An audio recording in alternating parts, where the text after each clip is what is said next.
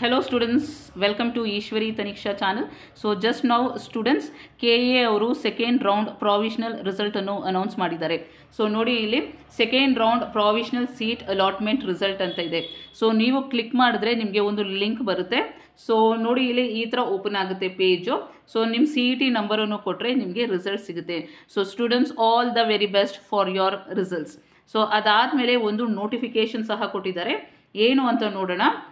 Second round provisional seat allotment results will be published today after 4 PM. So students ಈಗ already result announce ಮಾಡಿದ್ದಾರೆ. Next cut off ಲಿಸ್ಟನ್ನು ಕೊಡ್ತಾರೆ. So ಆ cut off ಲಿಸ್ಟನ್ನು ಕೊಟ್ಟಾಗ ನೀವು compare ಮಾಡ್ಕೊಳ್ಳಿ ನಿಮ್ಮ ಮಾರ್ಕ್ಸ್ಗೆ ಪರ್ಟಿಕ್ಯುಲರ್ ಕಾಲೇಜಲ್ಲಿ ಎಷ್ಟು ಕಟ್ ಆಫ್ ಆಗಿದೆ ಅಂತ. So options entered up to 2 PM on 13th September has been considered for this second round provisional seat allotment. So students option entry ನೀವೇನು ಮಾಡಿದ್ದೀರಾ 13th ವರೆಗೂ ಅದನ್ನು ಆಪ್ಷನ್ ಎಂಟ್ರಿ ಅದನ್ನು ರಿಸಲ್ಟ್ಗೆ ಕನ್ಸಿಡರ್ ಮಾಡಿದ್ದಾರೆ. This is the UG CET UG NEET second round provisional seat allotment. So students this is provisional, this is not final result. One more final result ಕೊಡ್ತಾರೆ. Specific objections if any. So options entered second round cutoff rank verified but not allotted any seat may be mailed to KEA. So students ನಿಮಗೆ ಮೇಲ್ ID ಕೊಟ್ಟಿದ್ದಾರೆ. ನಿಮಗೇನಾದರೂ ಒಬ್ಜೆಕ್ಷನ್ಸ್ ಇದ್ದರೆ ನೀವು KEAಗೆ ಮೇಲ್ ಮಾಡ್ಬೋದು. This is UG CET UG NEET second round provisional seat allotment result. Candidate should not report to the provisionally allotted college. So ನಿಮಗೆ ಇವಾಗ ಯಾವ seat ಸಿಕ್ಕಿದೆಯೋ ಆ ಕಾಲೇಜ್ಗೆ ಹೋಗಿ ನೀವು ರಿಪೋರ್ಟ್ ಮಾಡಬಾರ್ದು.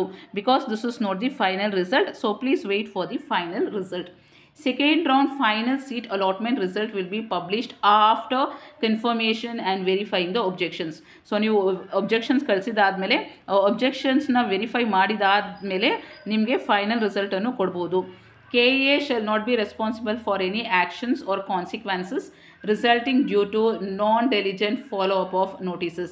ಸೊ ಸ್ಟೂಡೆಂಟ್ಸ್ ನೀವೇನಾದರೂ ನೋಟಿಸ್ ಫಾಲೋ ಮಾಡಿಲ್ಲ ಅಂತಂದರೆ ಅಂದರೆ ಲಾಸ್ಟ್ ಡೇಟ್ ನಮ್ಗೆ ಗೊತ್ತಾಗಿಲ್ಲ, ನಾವು ಆಪ್ಷನ್ ಎಂಟ್ರಿ ಮಾಡಿಲ್ಲ ಅಂತ ಏನೇ ಪ್ರಾಬ್ಲಮ್ ನಿಮ್ಗೆ ಇದ್ರೇನು ಸಹ KEA ರೆಸ್ಪಾನ್ಸಿಬಿಲಿಟಿ ತಗೊಳ್ಳಲ್ಲ ಅಂತ ಹೇಳ್ತಾ ಇದ್ದಾರೆ ಕ್ಲಿಯರ್ ಕಟ್ಟಾಗಿ.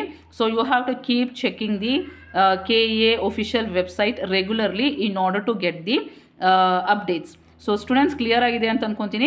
ಸೊ ಬೇಗನೆ ನಿಮಗೆ ಕಟ್ ಆಫ್ ರಿಸಲ್ಟನ್ನು ಸಹ ಕೊಡ್ತಾರೆ. ಆ PDF ಅನ್ನು ನೀವು ಡೌನ್ಲೋಡ್ ಮಾಡಿಕೊಂಡು ಸೊ ಪರ್ಟಿಕ್ಯುಲರ್ ಕಾಲೇಜಲ್ಲಿ ಎಷ್ಟು ಕಟ್ ಆಫ್ ಇದೆ ಅಂತ ನೀವು ಚೆಕ್ ಮಾಡ್ಕೋಬೇಕಾಗುತ್ತೆ. So all the very best students.